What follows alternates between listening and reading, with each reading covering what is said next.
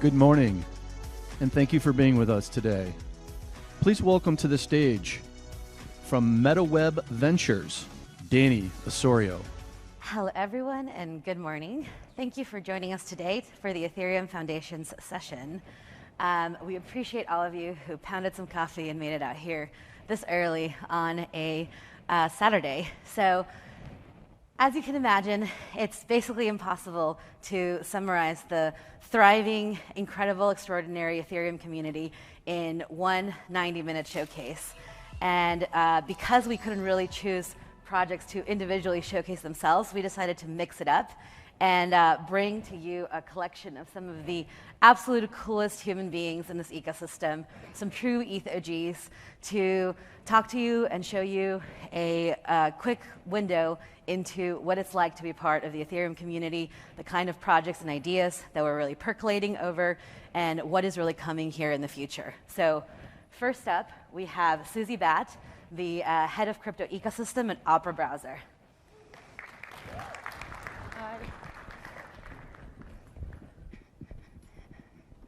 GM, friends. Do we have slides?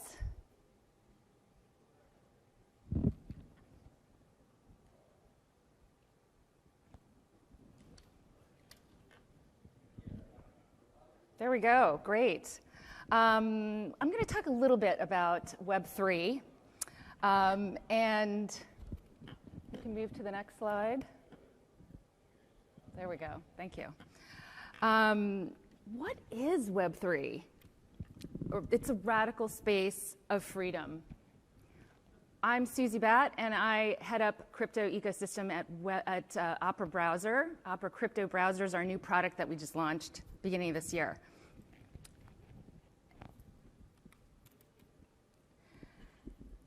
What is Web3? How do I get there? And who made this up? Web3, it's your wallet address. It connects you to identification, commerce, payments, graphs that you will transport with you rather than remaining on a platform. This is a great little diagram of what Web 1, Web 2, Web 3 are compared to. Do you remember logging in with your name and password? Web 2, you connected with Facebook or your Google Gmail, and Web 3, you'll be connecting with your wallet.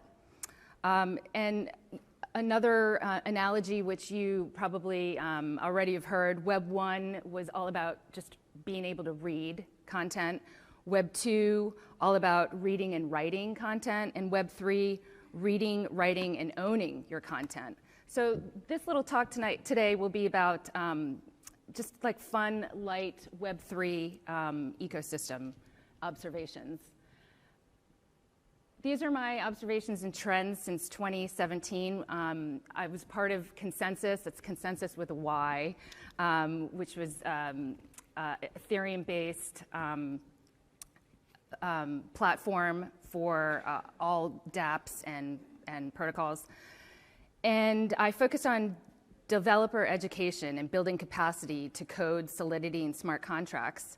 I found this really funny because 5 years later, it's no easier to navigate, especially if you're in New York. But innovation is youth. And one main observation that I have is that we build all the time. No one sleeps in Web3. And we are pivoting from talking about blockchain to Web3. I'm not sure who really decided that, but my advice is to go to dev conferences, volunteer at hackathons, see what people are building, see what talent is solving. Nobody laughed at that. That was really funny.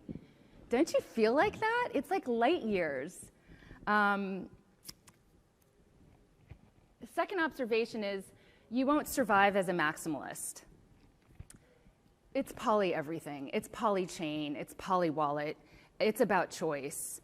You need to understand the role of validators, how miners are rewarded, what is a node, how to spin one up. This will help you understand the user, the value or the use of the chain, and that wallets aren't mutually exclusive. Chains are not good or evil. They're not shit or not. You have to decide on what you want to do and what's the best chain for that purpose. Layer 0 will always be people. No matter what industry you're in, it's all about people, especially in tech. You got to over-communicate what's essential in this decentralized world. So think about your Slack, WhatsApp, Telegram, Discord, Signal, Medium, Reddit, Substack, Palette, Unstoppable, FIO, ENS, Yat, Lens. You will connect on all these platforms, but whatever you do, do not hand out your business card. That has happened today to me earlier. Really, it's wild to see Web 2 people entering the ecosystem from Salesforce, Amazon, Twitch, McKinsey, legacy banking institutions. This legitimizes the space that we've been growing for the past 5-7 years. It grows the user base, and we have to keep anchored, though, in our ethos, which is permissionless, decentralized, owning your own data, and transparency. One of the last major observations I have is that we still suck at UI and UX. 5 years later, user experience is still horrible. It's still fraught with friction. You can see in this slide, these are all the things that have to happen on the pre-chain layer before you even settle a transaction. That's a lot of steps. And while you're waiting for that transaction, you're wondering, like, did I just lose my tokens? Is it coming? What's happening? Did I miss the train? So we have to, and this is also communicating from a marketing standpoint, UI, UX, and devs, that we really have to communicate to the user where they are in that pre-chain experience. Web3, how do I get there? Where am I? It's not clear. Enter the first Web3 browser, Opera crypto browser. Opera is a 25-year-old Norwegian company based in Oslo. I head up the crypto ecosystem. You might all know the browser, but we are designing it so that it is a portal for you to enter and transact on any chain with any wallet. You can put in your IPFS address in the search bar, access native wallet, and transact on over 10 chains. Tips for today, read Actionable Gamification by Yu Kai Chu, read History of Money, use a VPN, and hodl. Thanks, have fun.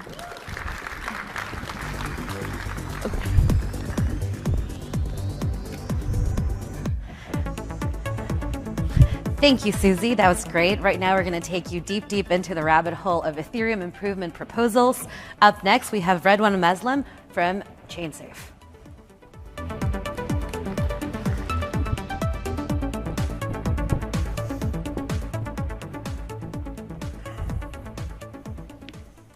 Okay. Can you hear me? Yes. Good morning, guys. So I'm Redwan. I'm working at Chainsafe. It's a little bit early for going deep into like some opcode and etc. I'm not a software engineer myself, but I'm going to prepare and present you a little bit of something about like a cool improvement that we think could really improve actually the user experience around Ethereum. So a little bit about Chainsafe. We've been around since 2017. We're a team of 120 people, 80 engineers. We currently actually develop a Lodestar client. It's implementation in TypeScript of the Prism ETH2 client. So that's why we have like a team working around the clock every year to make ETH2 happen and the merge and all of that. And today, here, if you flash that code, you're going to be able to access actually the detail of the EIP 3074 that I'm going to talk about today. Give you a second. If you want to flash this, you'll see.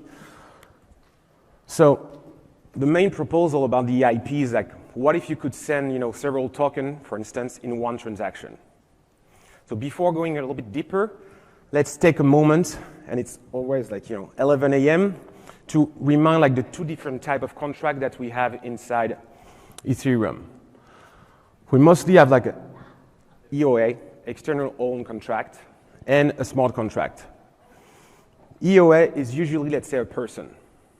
And a smart contract is a piece of code that's going to execute more like a robot. So those are like the two different accounts that we have inside Ethereum. They have specificities.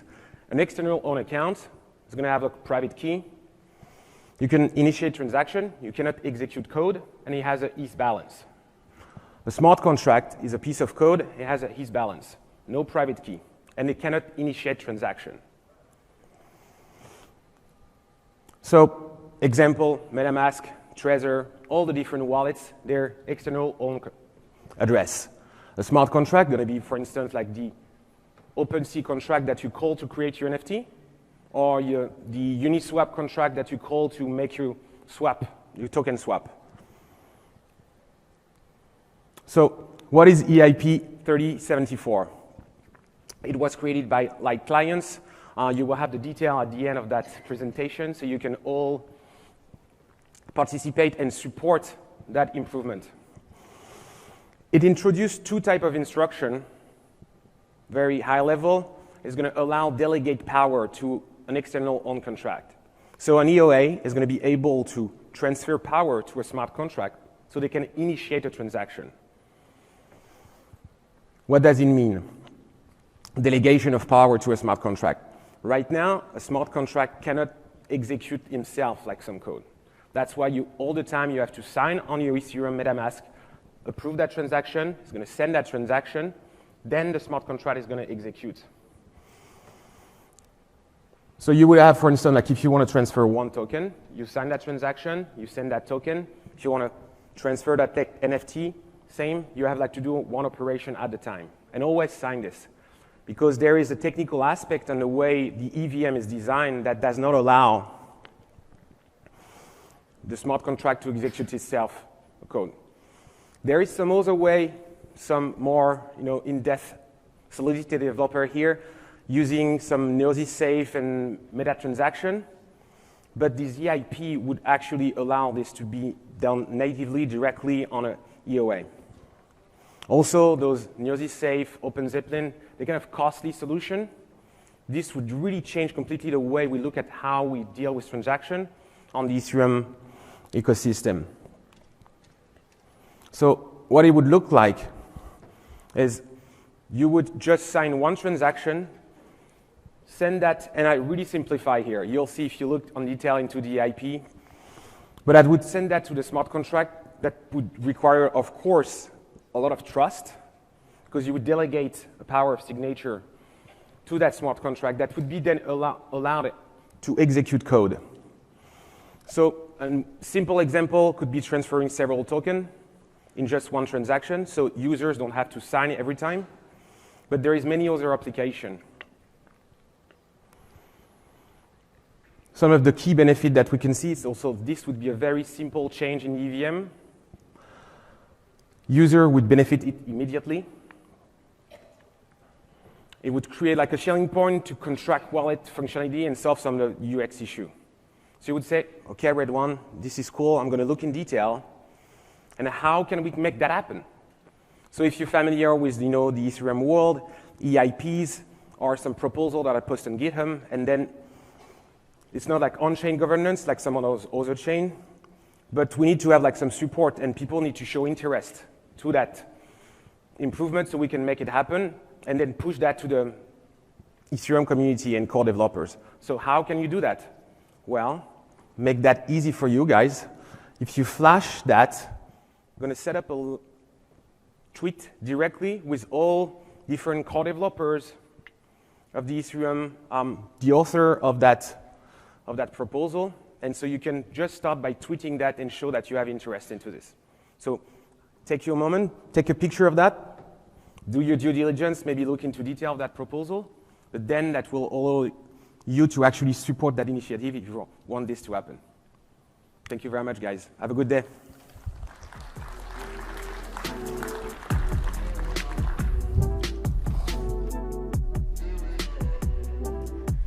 Thank you, Redwan. So Ethereum is the base layer of many, many ecosystems. There's a ton of scalability, mechanisms on top of it, and the most widely known ones are layer 2s and different types of rollups.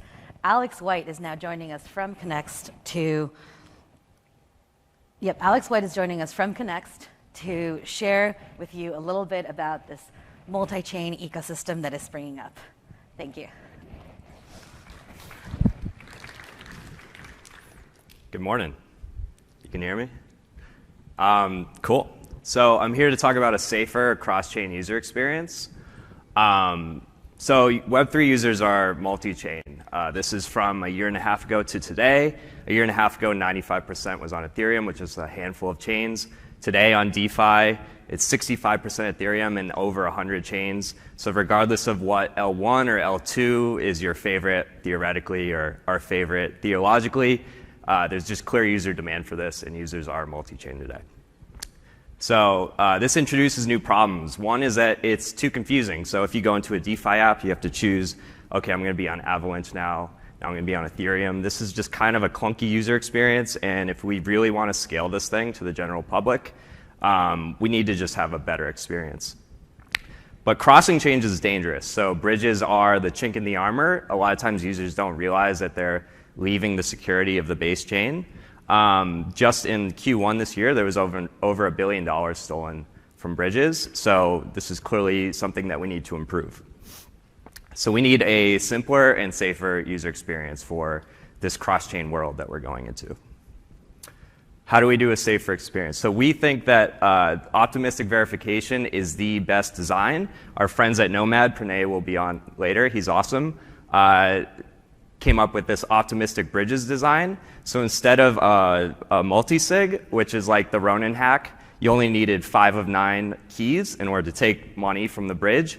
We have a 1 of n solution, which focuses on revocation instead of permission. So basically, there's a 30-minute window, and any watcher can submit a fraud proof and revoke access from the bridge. And so we believe that this maximizes the trade-offs between extensibility, generalizability, and trust minimization, and is just the best secure trust minimized solution out there. But it introduces a 30-minute window, so there's some latency, and this is where together we're better as a stack. So we are a modular solution together. If you're a user and you want a bridge, we provide fast liquidity on top. You get your money in 2 minutes. Nomad is the messaging layer underneath that helps support that and refunding that process. So together, we think we have the best solution out there for cross-chain that is also the most secure. So what does this mean for you as a developer? We take on the burden, really. So if you want to build an app that's cross-chain, you don't necessarily want to have to reinvent security, trust minimization trade-offs. We actually take on that burden. We have a plug-and-play solution for you, so you can focus on building the best cross-chain application that is the easiest user experience out there, and your end users can ultimately focus on their goals and their workflow, not having to think about the underlying tech, this complexity that we take on, which is blockchain security and trust minimization. They just focus on what they're trying to do. So what would you build cross-chain? This is where we want people to give us your ideas. Basically, DeFi, cross-chain NFTs, gaming, privacy. We want to hear your ideas. We want to partner with you. So yeah, come message us later, and I'd love to talk. That's it.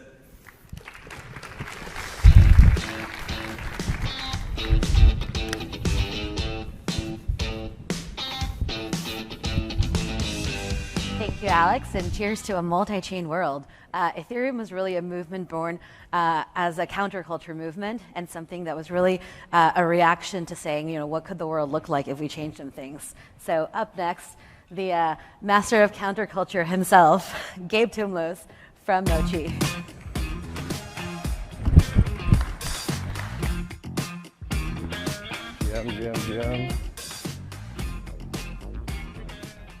GM, good morning, everyone.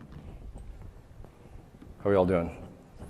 Good. Good morning. I'm Player Zero X, founder of Player Zero and a DAO coordination game called Mochi. We don't have much time, so zoom. Nice to meet you. Let's get going.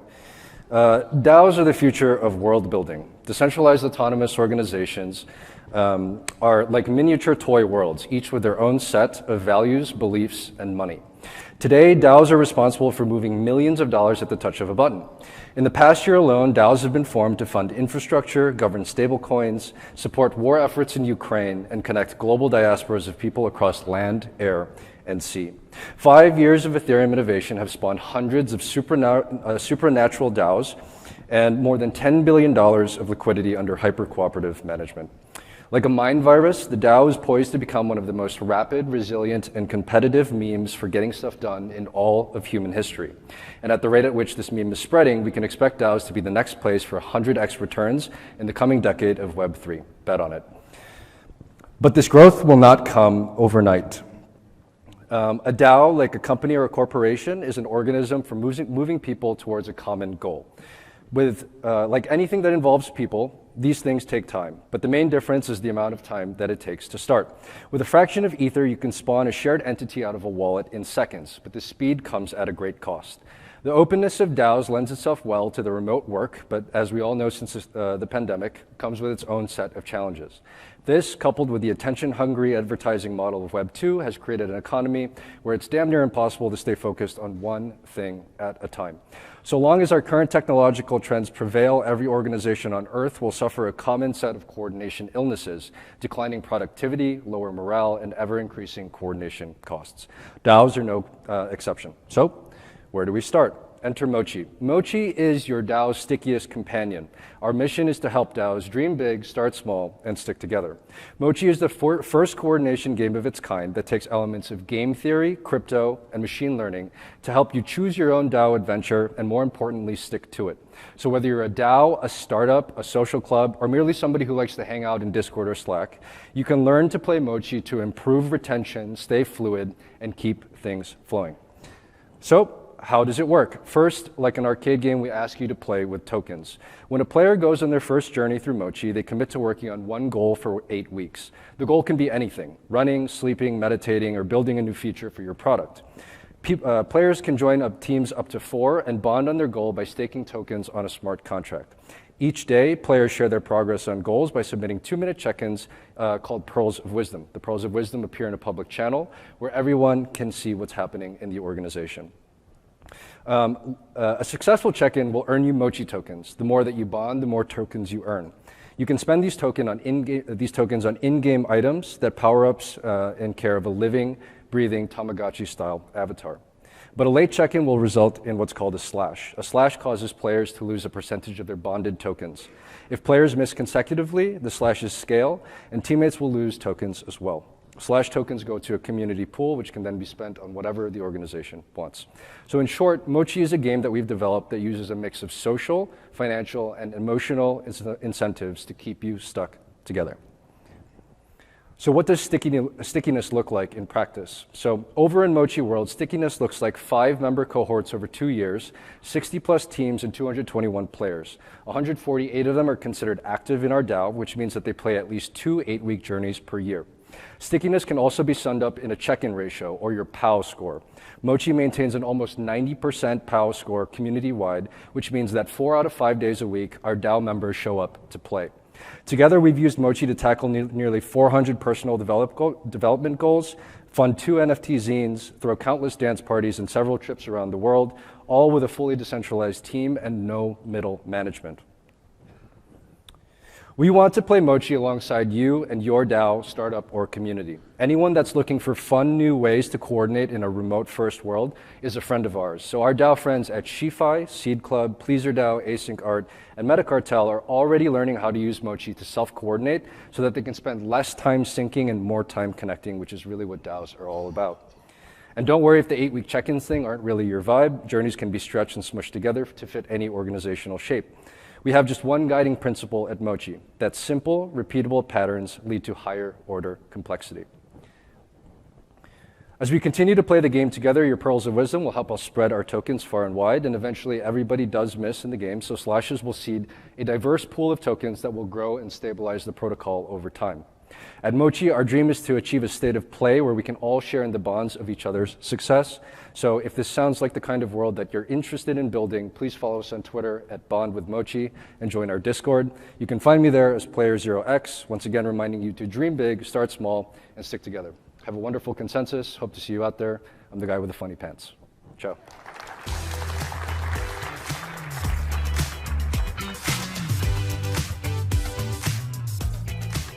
Thank you, Gabe. That was pretty epic. DAOs are super cool, in case you haven't heard. They're the latest thing in crypto and Ethereum, and that's why we're going to do a double session. So come up to the stage, Dennison Bertram from Tally.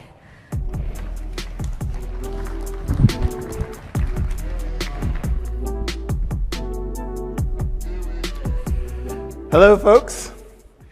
What I'm going to talk about today here briefly, because we don't have much time, is DAOs.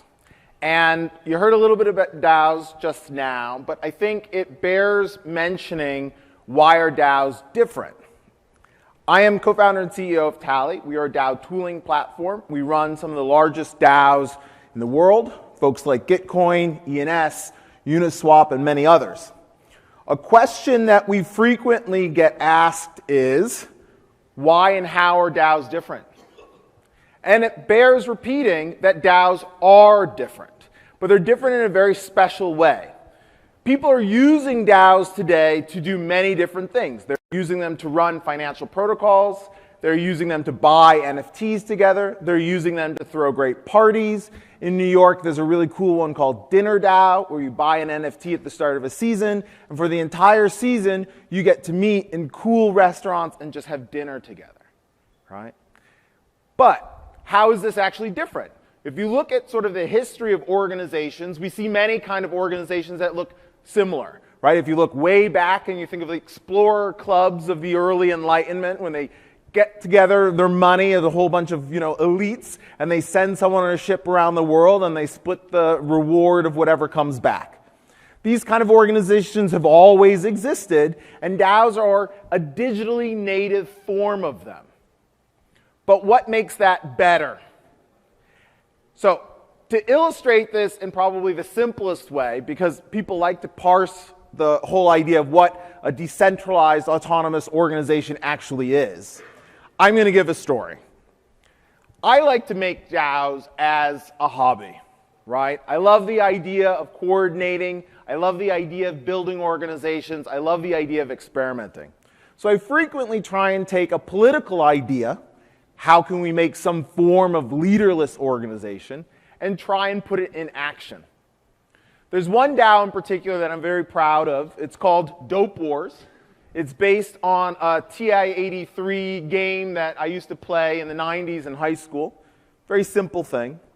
And this is an organization that collectively is building a video game without any central leader, without any central source of authority. It's just a big collection of people around the world who gather every day on Discord and talk about how they're working on the game art, or how they're working on the music, or how they're writing a magazine for it.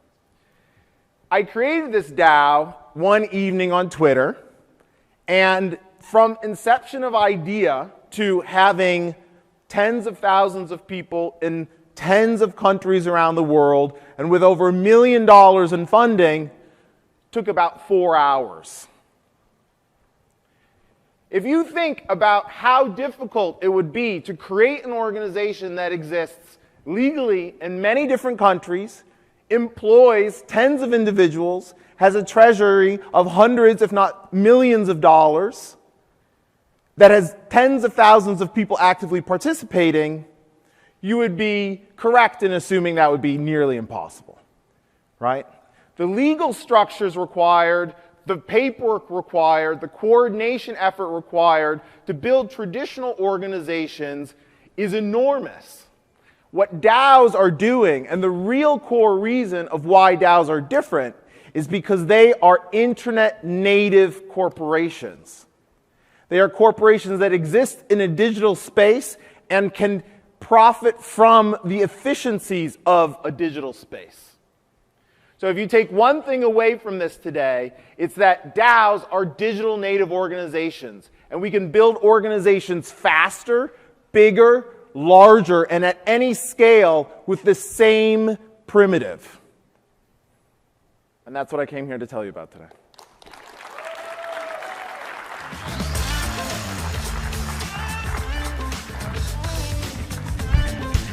Thank you, Dennison. This is a rallying cry. All right. So Ethereum is by far the largest blockchain ecosystem, has over 20,000 active developers as the latest statistics, building applications on top of Ethereum, and over 10% of those developers actually also contribute to the building of the protocol itself. So over 2,000 people actively contributing in some way is a really, really, really high number for this project. Now, as part of the CoinDesk programming, they asked us to come bring a technical presenter to talk to you about the roadmap of Ethereum as it happens now and moving forward. So you can imagine how difficult it is to pick a developer, one developer, to talk about that from all that crew. And we are really, really, really proud to bring you who we think is one of the absolute most extraordinary developers building Ethereum, Preston Van Loon, here to talk to you about Ethereum and the future.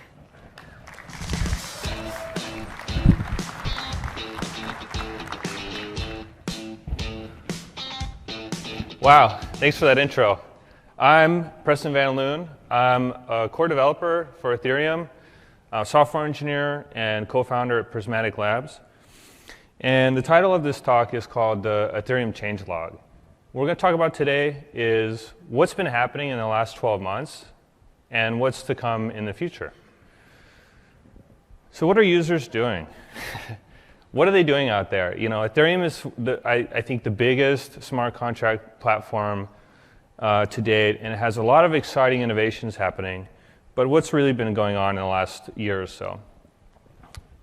I think in the most forefront of everything has been NFTs.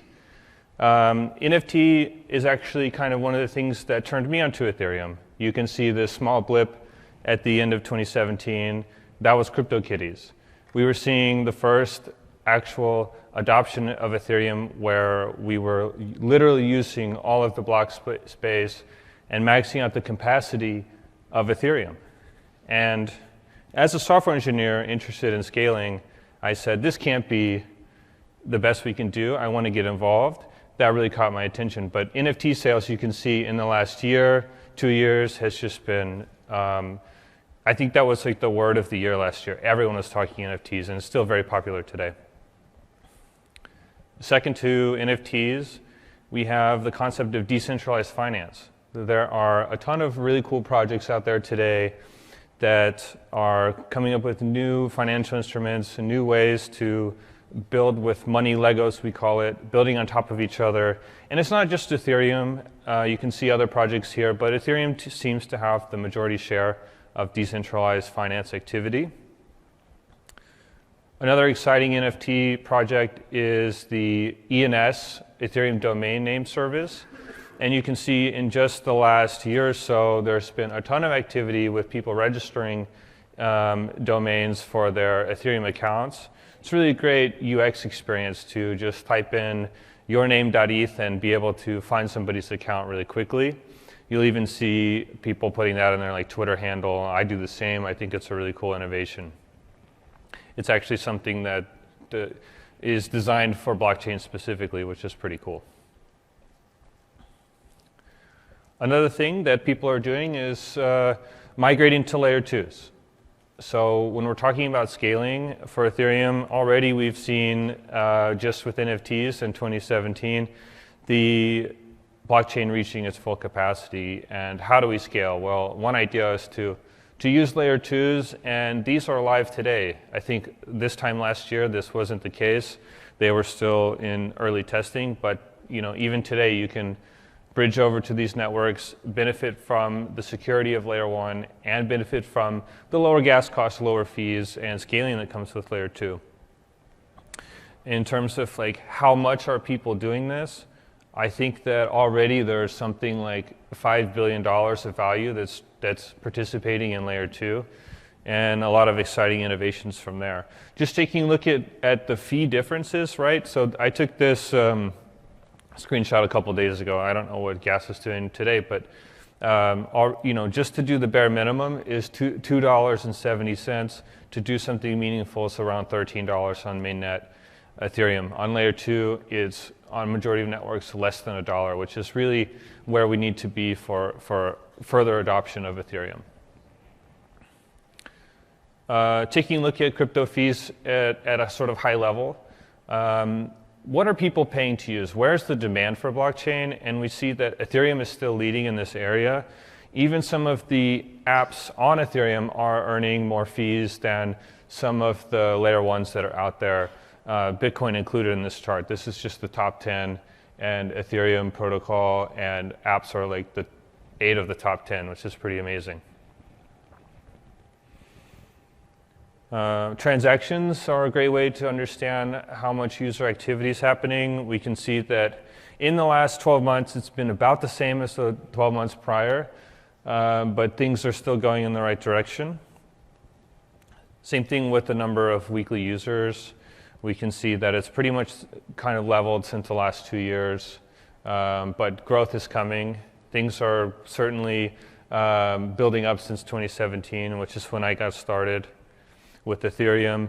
Gas prices, this is kind of the core of my core, like something I really want to solve is how do we make gas a little bit better? And actually, in the 12 months, the most recent 12 months, it's been better than the 12 months prior.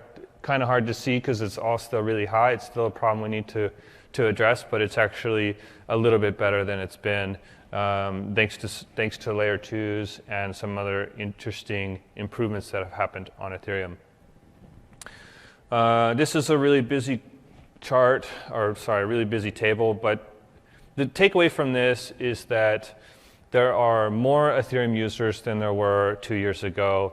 The average gas cost is slightly down, and there's more gas being used, so people are using the blockchain more and paying slightly less. Uptime is still 100%. Ethereum's never gone down, and thanks to EIP 1559, which we'll talk about, there's already been 2.4 million ETH burned and taken out of the supply. So that's what users are doing, but what are core developers doing? Are they just hanging out, or like what is actually going on? And in this picture, actually, this is the Go Ethereum team preparing for the Robston merge that happened earlier this week, and that was a huge success. Yeah, thanks. Yeah.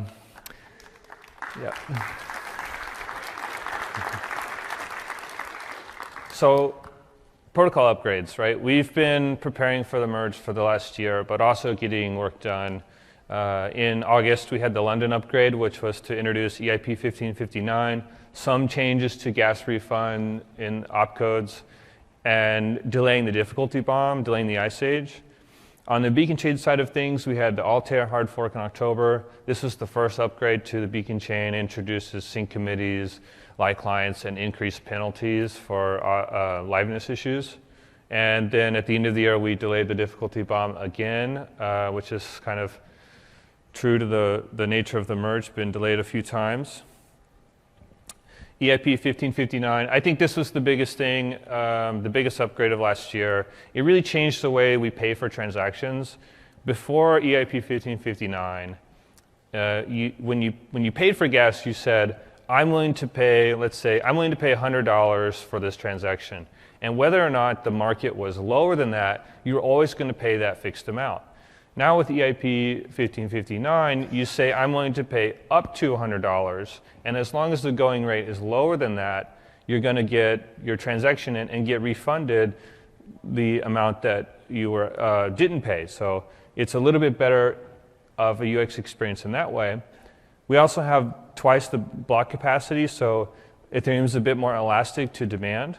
So when big NFT sales happen or something like that, we're able to scale a little bit better. The base fee, which is the fee that you're actually paying to get the transaction included, is now burned and removed from the system. And all of this leads to more predictable networking fees. You can kind of see into the future a little bit and understand that your transaction will be included pretty quickly. Oops. And even right away, people were starting to notice. They said, wow, my transaction was getting included right away. On platforms like Uniswap, where you have transactions that expire at a certain time, those failures stopped happening so often. EIP was really helping out a lot of people. It also changed the monetary policy of Ethereum. And over time, this has happened a few times. And I want to just zoom in on the later part of the years. So we can see here that when EIP 1559 came out, the total network issuance rate had dropped quite a bit. And then when the proof of stake merge happens and we switch over, Ethereum can actually become deflationary. That is to say, more Ethereum is burned and removed from the system than is issued to block producers.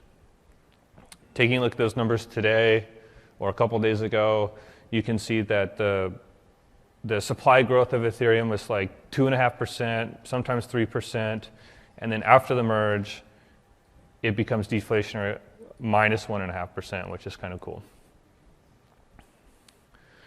Beacon chain's been going well. This is the proof of stake side of Ethereum. The way that we've developed and innovated with switching to proof of stake is we launched the Beacon chain independent of the Ethereum proof of work chain, and then at some point we merged those together. The growth of this has been phenomenal. It's gone from 200,000 validators 12 months ago to 400,000 today. It's doubled, now has more than 10% of all ETH supply at stake. It's not had a finality, not had a liveness issue at all in the last 18 months since launch. And the problems of client diversity have significantly improved. So when merge, right? If you asked us at the beginning of when Ethereum launched, we would have said 2016. So it has had a couple of delays since then. But these things take time, right? This is research, and there's so much literally at stake. The analogy everyone's been using is we're all flying on a jumbo jet in the sky at 600 miles an hour, and we want to change out the engines without anyone noticing inside the plane. So looking at where we are today, it's been a long road to get here. In the last 12 months, the merge has been in the forefront of all the core developers. They've been working at it very aggressively to try to meet some timeline to get it out as soon as possible. So we've launched a proof of stake alongside proof of work. Now we're at the testing phase of merging. We, on Tuesday, I believe, or maybe it was Wednesday, earlier this week, we merged the longest running testnet, Robston, and that was a huge success. We had a few minor issues, mostly these bugs that you can only find by introducing more entropy and chaos and doing rehearsals like this. But overall, there was no liveness issue, there was no gap in finality, and that if that was a mainnet merge, we would have all called it a success. So we're just going to do that a few more times. We've got a few more testnets we want to upgrade, and in the background do a lot more simulations of shadow forking mainnet and really kind of smoothing out the edges. We know it works in the happy path. We know how it handles in the unhappy path, and we're just trying to make sure that all avenues of the code have been explored, so there's less unknowns when the merge happens.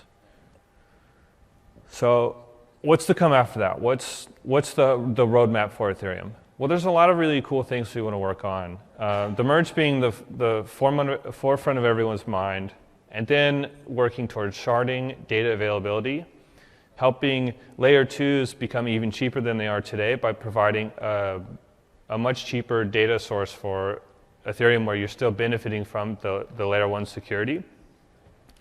Then we want to start working on things like technical debt, statelessness, being able to be a participant in Ethereum and interact with the blockchain without needing the entire state and without having to trust some third party.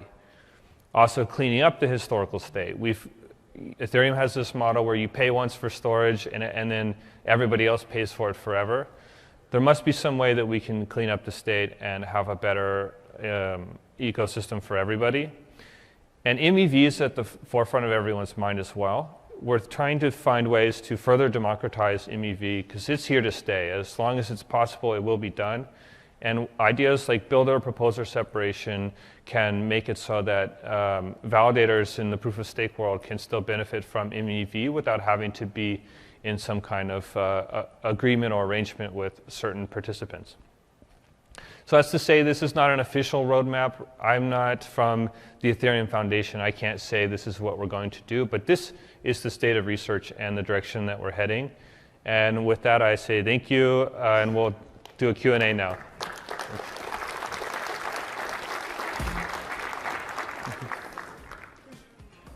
Take a seat. Coming to actually do this Q&A is a man who made his name as one of the fastest rising stars at Messari Research and eventually started his own fund, Pangea. So please join us on stage, Ryan Watkins.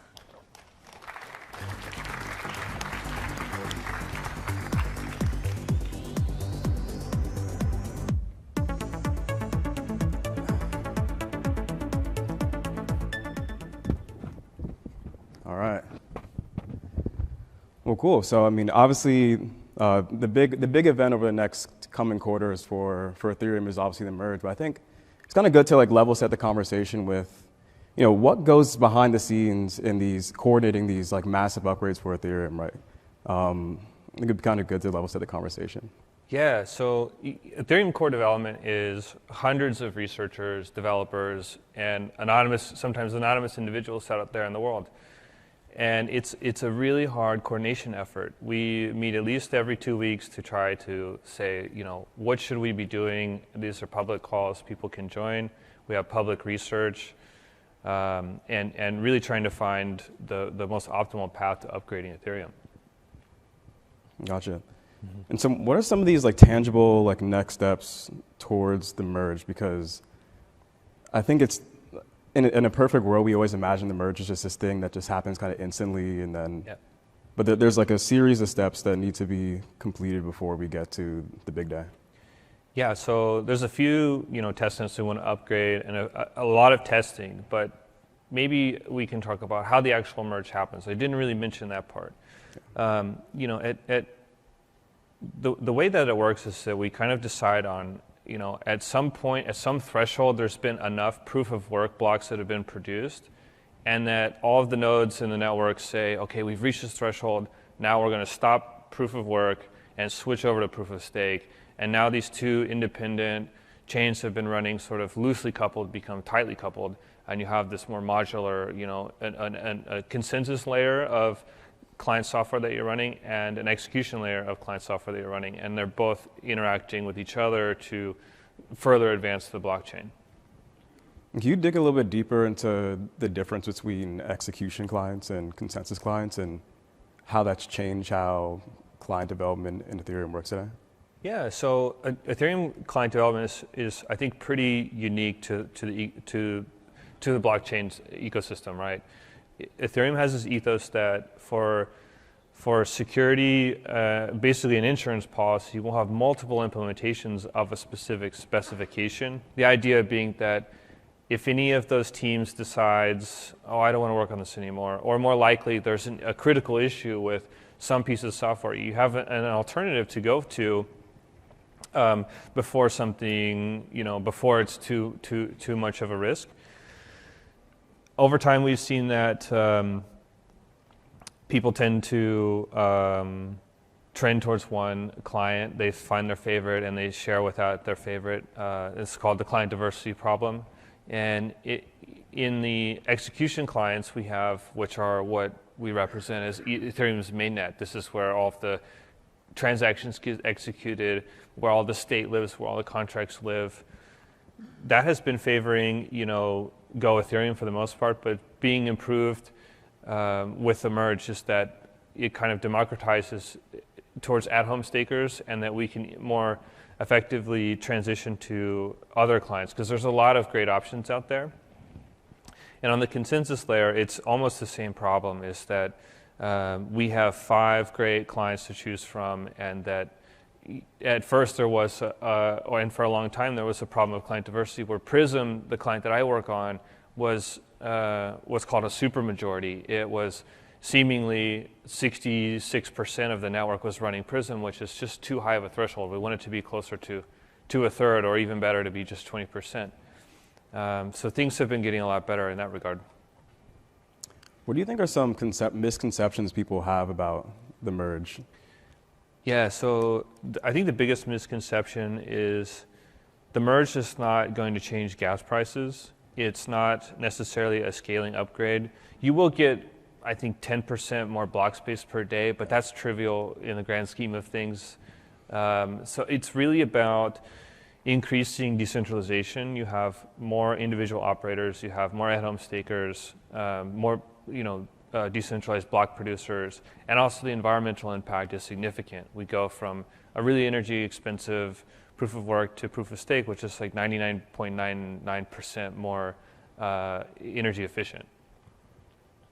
And then also like following the merge, I think just like looking at like the next 12 months, like what are some exciting upgrades that we have to look forward to after the merge that maybe address scalability, address kind of new issues that arise stemming from the merge, so like for example like enabling withdrawals so that you're not locked up anymore? Oh yeah, that's a great point. Is that I think immediately after the merge, in the next upgrade, and immediate means like months, right? So the next upgrade after the merge, I think, will be enabling withdrawals, and that will help with some of the other problems that are going on with proof of stake. We have like liquid staking solutions that are starting to get the majority of the network because they are liquid, right? There's not liquidity in the beacon chain because there's no withdrawals yet. Beyond that, beyond having withdrawals, there's data sharding for data availability issues. We have an idea called donk sharding from Donkred, and those ideas will provide lower fees for layer 2s because they can insert data for much cheaper, and also like layer 1 will benefit from as well because more of the use cases for layer 1 can go over to this data availability side of the blockchain. I guess like obviously dank sharding is probably more like 1-2 years out. What about like in the next year? Like what are some upgrades that may be included in the next fork after the merge that kind of address scalability? And maybe like another corollary here is also, so we have like a number of like major changes coming to Ethereum, like proposer builder separation. Yep. In the interim, we have things like MEV boost, dank sharding. In the interim, we have other upgrades that might increase like the data availability capacity of Ethereum. Like what are some of those upgrades that we can look forward to in the near term? Yeah, I think you said it well. It's MEV boost, proposer builder separation, statelessness, like taking care of some of the technical debt that we have today. Was state bloat is pretty wild, and just making it easier to run the software on consumer grade hardware. It's still easy to run. It's not too bad, but it could be better. And over the long run, it needs to be improved quite a bit. So that's what to expect. Gotcha. And like, what's the importance of? I think maybe it'd be interesting to dive into. So one thing you mentioned in your session was that like MEV is now at the center of how we are building Ethereum. Can you just like elaborate on that a little bit more? Maybe just dive into like MEV boost or proposer builder separation and sure, and other considerations there. Yeah, we've been saying MEV a lot and haven't quite explained what it is. I think it stands for maximal extractable value. And the idea is that if you're aware of transactions in the mempool, right? Because when you submit a transaction, you broadcast it to everybody and hope it reaches the block producer and they put it in a block. That's kind of how transactions work. Well, everyone's listening, right? So you might see an Oracle update that would liquidate somebody and you see an opportunity there. And the idea behind MEV is that you can sequence transactions in a certain order to benefit, to capture some value, to extract some value. And obviously the problems with that is that if it's all sort of controlled by one group or centralizing effect of that nature, then it's really harmful for the network. So what can we do, right? Because MEV, you can't eliminate it. As far as we know, it's not possible to remove it. So the next best thing is to democratize it, to say to the decentralized set of validators, if we were able to delegate it to them, then that just further improves and makes it a little bit better world for everybody. Do you think this is something that needs to be addressed at the like core level of a blockchain? And are there other blockchains that are also thinking as critically about this problem as Ethereum, or is it? So I feel like, you know, for example, I think MEV is something that's always been speculated would exist for quite a bit of time. Mm-hmm. It's now like a real thing because there's actually activity on these blockchains where you can actually extract MEV. Yeah. So now it's kind of front and center of like protocol development. Yeah, I'm just curious though, like is this something that's like a more recent shift in like its relative importance to protocol development just because of how quickly everything has changed? I think so. Yeah, it's becoming very popular in the last year, and you know it's here to stay. And it doesn't need to be a problem, right? A lot of MEV happens due to design decisions that were made when developing applications, and so there's two parts to it, right? Is you help developers build MEV-resistant applications, and then also when MEV will happen, you'll want ways to democratize it and make it more decentralized. And doing that often requires some work at the protocol level. And maybe going back to liquid staking. So obviously, I think the elephant in the room is kind of like Lido DAO recently, just continuing to gain share. We even kind of talked about this before, but what are some things that could be done at a protocol level to kind of address this issue? Or is this something that needs to be solved at the social level by putting pressure on protocols like Lido DAO and Rocket Pool to kind of do the right thing? Yeah, so you know the protocol has some incentives that if there's a centralizing effect of stakers, right? Like maybe there's one entity or a consortium of entities that run a large majority of the network, and they act in a way that's disincentivized, right? They get slashed. Perhaps they vote on two conflicting blocks or do something strange like that. The penalties for that group are exponentially higher than if that was an individual's event. So we say, you know, that's a risk there, but when things are going well, you're not really feeling the effects of this. So we go to the social layer. We say, look, guys, like, reminder that there's this protocol enforced issues that, you know, when things go wrong, which they might, you're at substantially higher risk than if you're running with an alternative solution or running it yourself. Lido's been in the spotlight recently for reaching something like, you know, above 25% of the network. You know, there's no reason to necessarily think that they are nefarious. I think they're, you know, probably pretty great guys and have a great idea and maybe suffering from the benefit of suffering from their own success.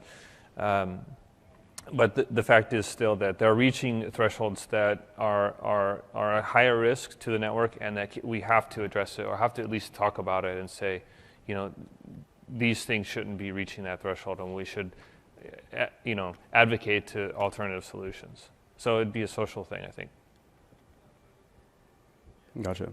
Yeah. And then, so I think that's really interesting because I think one thing that's like counterintuitive when you first get into this space is that so much of what you consider when building these systems is like thinking like adversarially, right? So like you kind of mentioned like in good times, like it's easy to assume that these people do the right thing.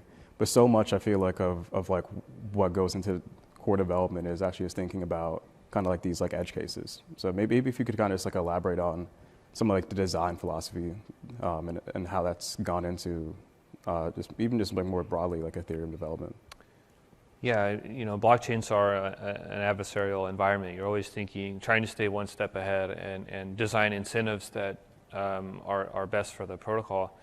And then, you know, you're trying to rule out any gaps and ideas like that. You know, I really don't you think that these groups are necessarily bad, but just, you know, the fact that if they had chose to become evil, that we have to consider that, right? Like even if everyone behaved, we wouldn't even have to have disincentives. It would be a utopia and everything would be great. But the fact of it is that it doesn't have to necessarily be someone's intent. It could be software issues. It could be someone being compromised. It could be a whole variety of issues that would then turn into a risk for the network. So yeah, we do really think about that as core developers and researchers, designing the right incentives and considering those adversaries of the network. That was awesome. That is all the time we have today for this Q&A, but we have to invite you to a future event to continue this incredible conversation. Thank you. Thank you. Up next, we have a man who's been part of Ethereum from the beginning, fabled human, who is one of the kindest people in this ecosystem. His entire mission has been to literally give away ETH and build public goods. Please welcome Griff Green from Giveth. Thanks, guys. Thank you so much. And major round of applause to Danny and Alicia and all the organizers of this conference. They're really killing it, getting us on time. So I'm actually going to talk about the biggest Web3 opportunity that no one is talking about. This is going to be a huge surprise. And when I say big, I mean huge. In this sector, $10.5 trillion is spent every year. Last year, 2021, $10.5 trillion was just burned, not invested. This is 8 times the total crypto market cap. This sector is dominated by one organization, but there are around 2 million organizations actively participating in this sector. And as you can see, number is going up every year. It was $10.5 trillion last year in the US. It's going to be even more. And this is a global sector. This is in every country. I'm only breaking it down for the US. And the competition? No one is making money. It's incredible. It's crazy. Can anyone guess what this sector is? What? Charity? It's bigger than that. Yeah? Say it louder. That's right, public goods. This is what we talk about in the Ethereum space, of course, public goods. And this sector is dominated by governments and nonprofits. I heard charity out there. I usually hear governments. That's the obvious one, right? But this guy knows public goods. And it's amazing how much effort is being used to produce value for society, and it's just lost. It's not rewarded. There's no economic incentive to do it. No one in this conference even cares about it because they don't see the opportunity. They don't see how huge this is.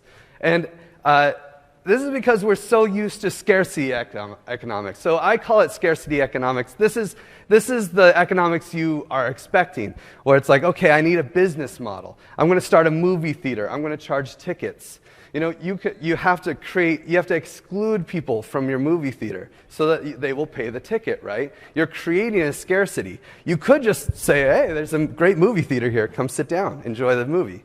Honestly, we'd probably get more value as a society if the movie theaters were free, right? But that doesn't work in scarcity economics. To make money, you have to create scarcity. And in abundance economics, this is the other half of producing value for society, right? You want to create, if you want to create value for society, you have to sacrifice. You have to pay taxes or donate. Where's the reward? Why would you do that? No one wants to do that because it doesn't make any sense. How are we going to create value for society if it doesn't make logical sense? And honestly, this is a huge problem. It's beyond just an opportunity. This is a crisis. The world is burning. We're so fucked. You know, we really need to figure this out. And if we do nothing, well, you know, we could see how that goes. Or we could use Web3 to build a better way, a third way, besides nonprofits and governments.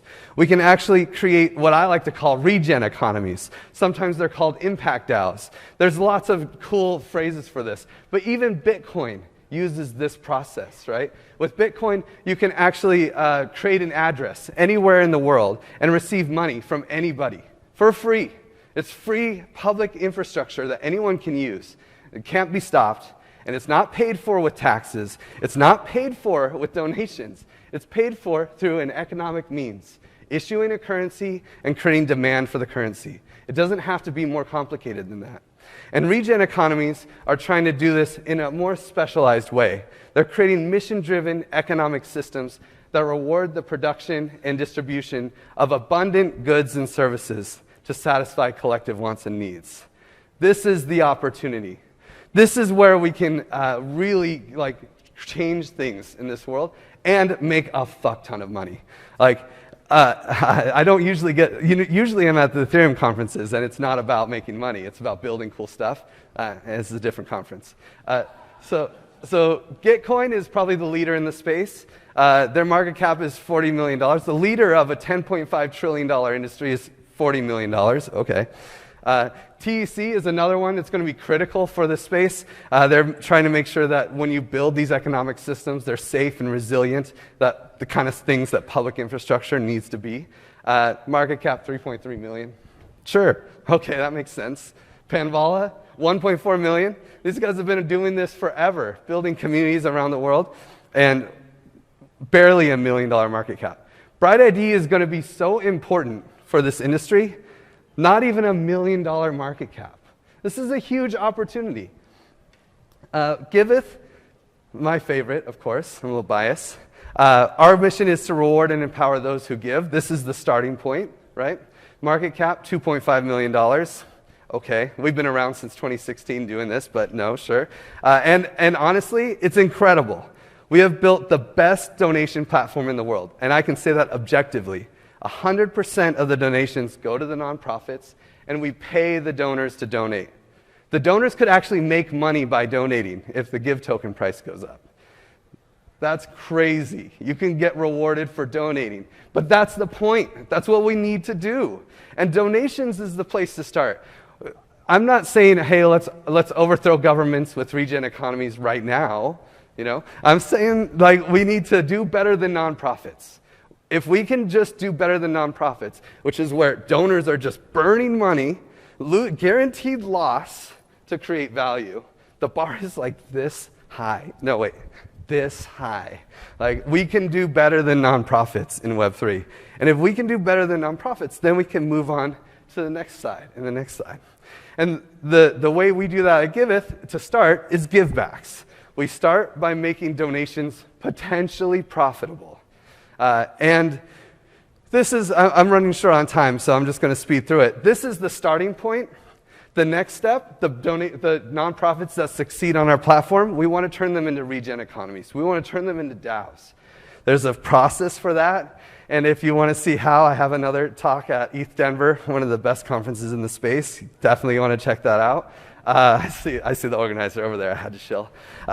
So definitely check that talk out. It's titled the same.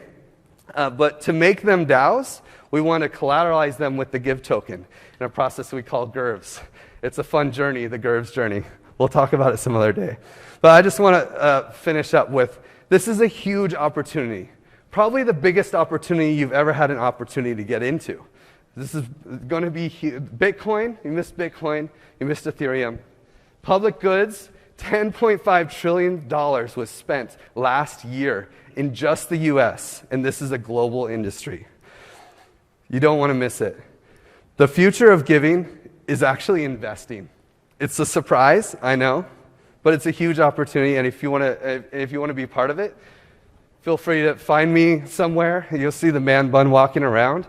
Just come up and talk to me. You can also find me on Twitter or message Giveth.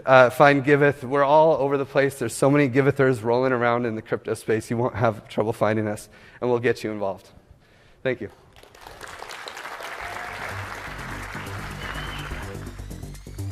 That was awesome. In case you haven't noticed yet, Ethereum was born on memes and continues to live on. We have a bunch of them coming through.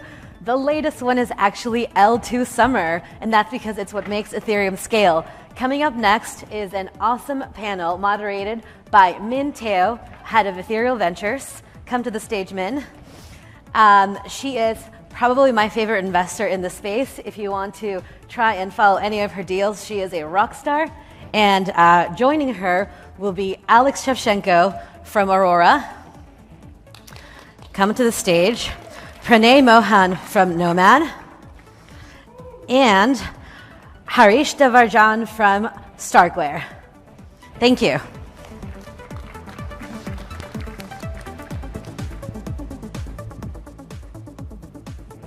Thank you, Danny. Hi, everyone. How are you doing?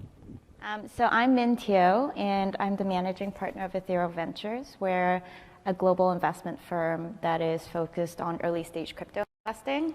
And we're here to talk about scaling and bridging on layer 2 solutions, which is probably one of the most topical discussions in our space at the moment. With the merge coming, Optimism token launching a couple weeks ago. And I'm really excited to be speaking with Alex, Pranay, and Harish on this topic. So maybe you guys could, take turns to sort of just introduce yourself quickly and your projects. Alex, do you want to kick us off? Yeah, absolutely. I'm a tech guy, PhD in physics and math, running right now a project that is called Aurora. We are the developers of the EVM runtime layer that is working on top of Near protocol, which is not EVM compatible. So we're allowing projects that are using Solidity as their own programming language for the smart contracts to be deployed on top of Near. And we're also developers of the bridge that is called Rainbow Bridge. This is a trustless bridge in between Ethereum and Near and obviously Aurora. Awesome. I'm Pranay. I work on a protocol called Nomad. Nomad is an optimistic interoperability protocol that aims to increase the security of bridging assets, but also sending messages between chains. I think you all saw an earlier presenter talking about just how much has been exploited in the past couple months from bridge exploits alone. And so part of our goal here is to ensure that if we are in a multi-chain future, which we very much are, we should do so in a secure way. And I think you'll find that L2s and bridges have a lot more in common than a lot of folks on Twitter who like spicy takes would lead you to believe. But I'm sure we'll get into that a little bit more later. Fantastic. So I'm Harish. I'm on the board of Starkware, having joined it as a seed investor. In another life, I spent 15-20 years in TradFi, running an equities systematic trading desk. And before that, I was in a PhD program at Stanford and have some technical degrees from MIT as well. Fantastic.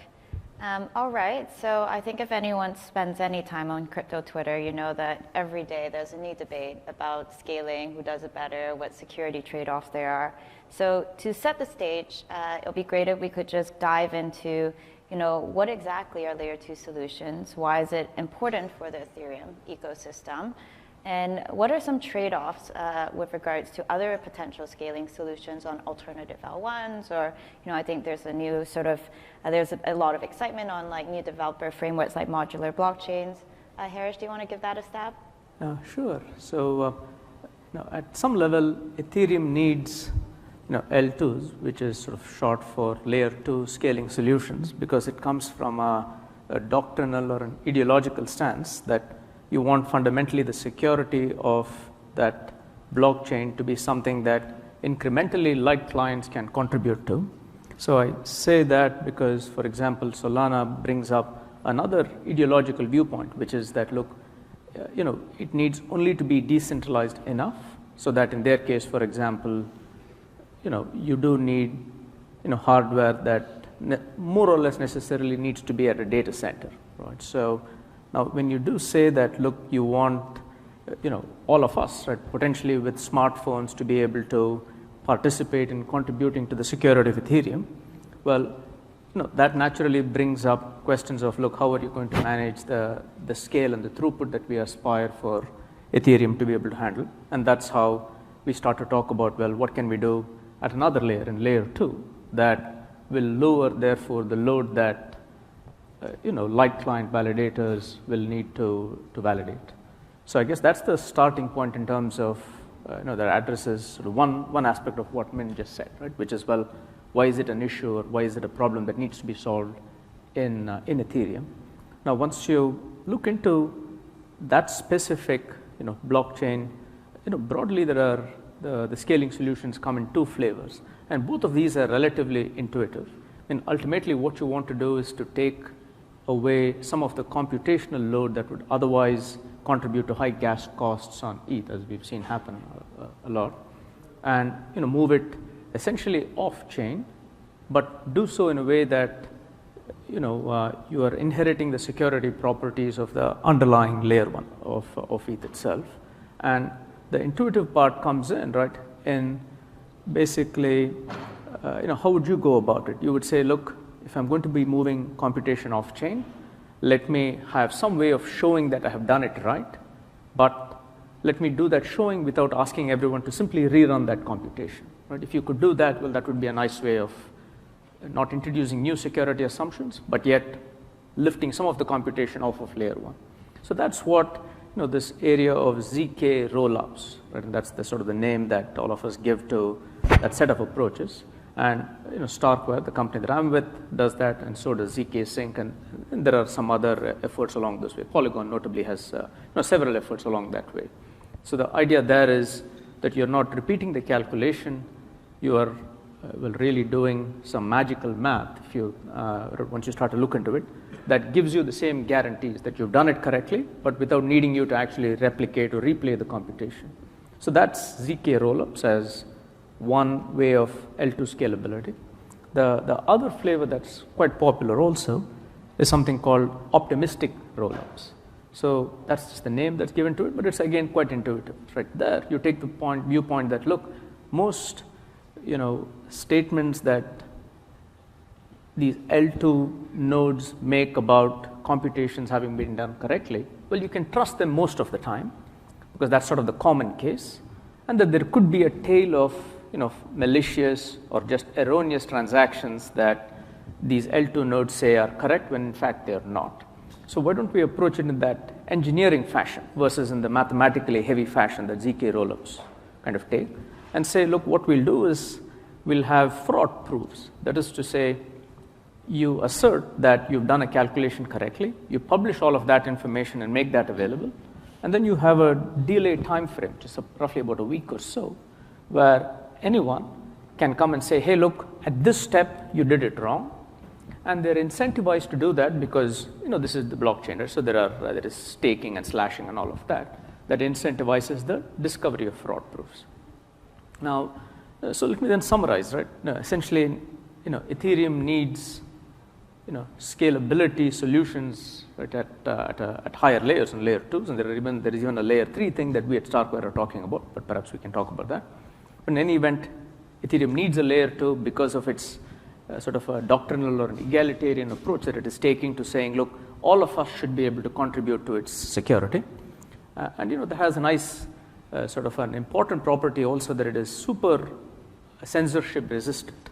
Because if you're going to be at a data center, well, that becomes an entity that governments around the world can say, hey, look, you need a license to do that.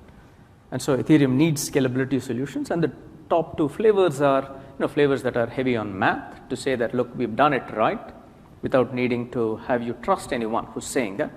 And the other flavor is where you assert that you've done it right, and then you give people time to say if you've not done it right. And that's sort of the fraud proof of the optimistic approach.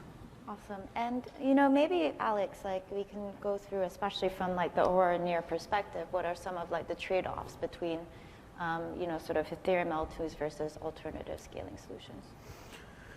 Yeah. So from my point of view, the term of an L2 becomes a little bit weak at the moment, especially with the emergence of the advanced bridge technologies, I would say.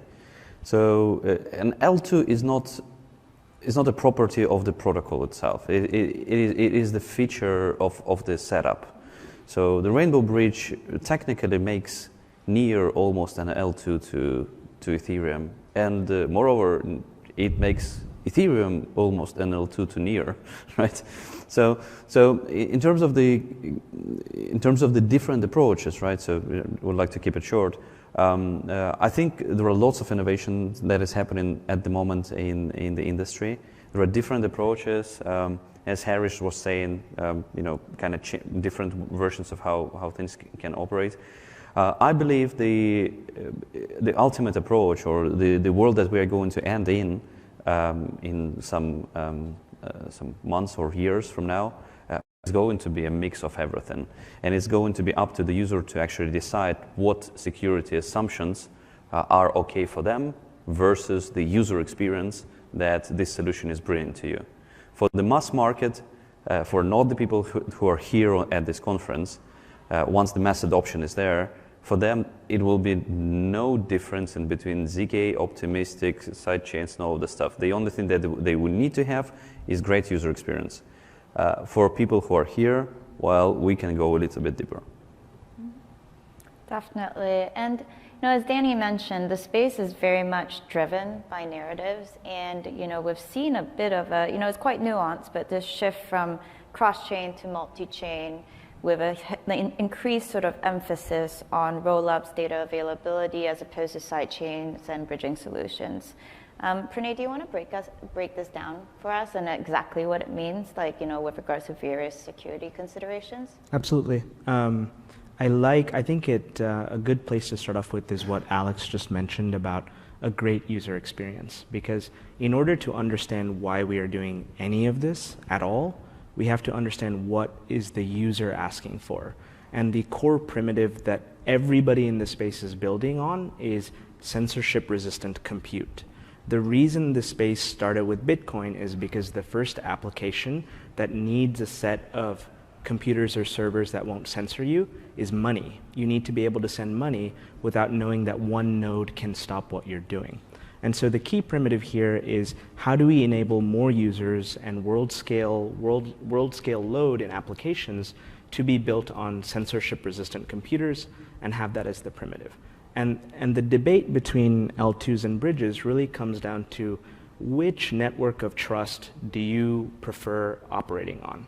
With Ethereum and L2s, the Ethereum miner set and soon to be validator set has a massive first mover advantage. It is very secure, and that's what Harish referenced with the censorship resistant properties of building on L2s. But there are also other chains like Near, Cosmos chains, Polkadot, that are also quite strong and trustworthy in the sense that their validator sets are robust, they're only growing more robust, and their network can facilitate a lot of load in the form of applications deploying there as well. So the question is, do we expect there to be only one trust network or many? And one of our thesis as a interoperability protocol in this space is that trust networks don't only emerge for technological reasons, but for sociocultural ones. So Near has Near and Ethereum share ethos on technical excellence, but they also diverge in different reasons. Near was architected a different way. And so some users and application developers will want to opt into those choices. And so I think in order to facilitate this heterogeneous set of trust networks, we will need bridges as well. But at the end of the day, what all of these things are doing is enabling users to use applications that are deployed on censorship-resistant platforms. And scalability is definitely one thing, but I think a lot of people, to your point, are very excited about developments on the application layer that we'll see. Would love to hear from everyone what sort of developments on applications you're excited about with the sort of transition and roll-up to the roll-up paradigm. Well, I can start. So Starkware itself, in sometime in December of last year, did an alpha on the mainnet of Starknet, which is their decentralized and permissionless ecosystem that will allow general compute with very nice scalability properties. So, I was telling Alex this just before we got on stage that there are now so many projects that are building on it that I'm losing track of those. But among the more exciting things that I've seen, right, are projects that are able to solve simple differential equations fully on chain. It's the Runge-Kutta method, if you remember it from your computer science classes. So it's computationally relatively intensive, but because there is the scalability in the underlying platform, they're able to do that. And the effect is you get real world physics, right? That you can do in a game that's running fully on the blockchain at this point. So there are about 350 developers, some 50 odd teams quite active on that. So overall, there is an ecosystem kind of exponential growth thing that I'm very gratified to see. And again, like I said, because the ecosystem is quite nascent, we're not picking winners. It's completely permissionless. So essentially, it's these are all fantastic teams, and we're expecting all of them to win. Nice.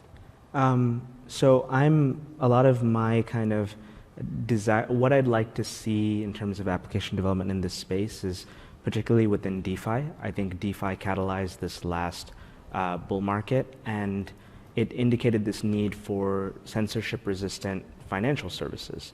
But I think one of the things that got lost in this past cycle was a focus on TVL as the KPI, or the key metric that people tracked. And TVL is quite rudimentary in that it just tracks how much funds is flowing in. That's a useful place to start, but I think where we need to go if DeFi is to have real-world impact is capital efficiency. And particularly with the focus of L2s and multi-chain, I really, and bridges in the context of a multi-chain world, what I would like to see is capital-efficient DeFi applications that are built across execution environments. So for example, Trisolaris is a very popular AMM on Aurora, but its liquidity is siloed to Aurora currently. I would love to see a world where a user on Avalanche can execute a trade on Trisolaris on Aurora, and users can feel that Trisolaris is an application that encompasses multiple chains and is accessible wherever they are with the home on Aurora. Just to finish it off really quickly, actually Rev Finance, the near native AMM, is capable of doing this. So that's kind of a great thing of collocating things in the same ecosystems. For me, I really do believe that people that are building blockchain today must be friends to each other instead of competitors. We are sharing a very small market at the moment, and there is a bigger market just out of the door, Web2, that is doing absolutely tremendous things. We need to learn many things from them, how to acquire users, how to drive the mass adoption. There are lots of things out there. Instead of competing, let's join together. And for me, it is the mass adoption that is important on the applications layer. Amen to that. We need something to scale. So let's give our panelists a big round of applause. Thanks, everyone. Panelists, that is Ethereum in 90 minutes. It's a wrap. I'm going to ask all the speakers to come on stage for a photo. Thank you, everyone, for joining us today.